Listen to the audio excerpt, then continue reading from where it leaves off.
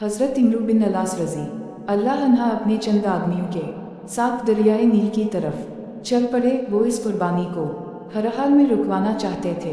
जब वो दरियाए नील के पास पहुँचे तो इन्होंने वहाँ अजीब समन देखा। लोग ज़र्क बर्क कपड़े पहने वहाँ मौजूद थे। हर शख्स के चेहरे पर खुशी थी। जब इन लोगों ने गवर्नर को देखा तो हैरान रह गए और सोचने लगे, शायद गवर्नर भी इस कुर्बानी को देखने के लिए आए हैं।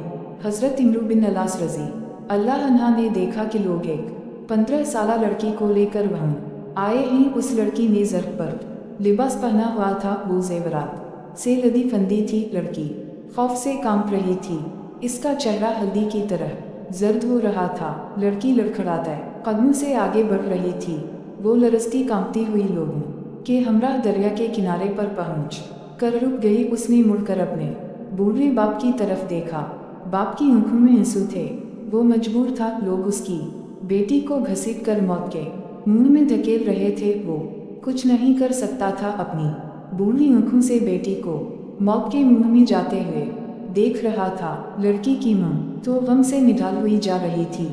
लड़की हाथ छुड़ाकर अपने बाप की तरफ दौड़ी। लोग उसके पीछे भाग खड़े हुए और लड़की को पकड़ा और फिर से दरिया के किनारे पर ले आए। लड़की रोकर लोगों से इल्तिजा करने लगी, मुझे छोड़ दो, मैं मरना नहीं चाहती। लोगों ने उसे मजबूती से पकड़ लिया।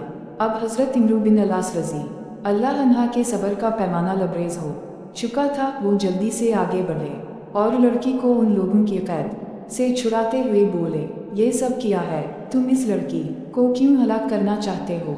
लोग गवर्नर की बात सुनकर परेशान हो गए। लड़की भागकर अपने बाप के पास चली गई। लड़की की मां ने आगे बढ़कर उसे अपने साथ लिपटा लिया। लड़की ससकियां ले लेकर रो रही थी और मुंह से चुप कराने की कोशिश करते हुए खुद भी रो रही थी।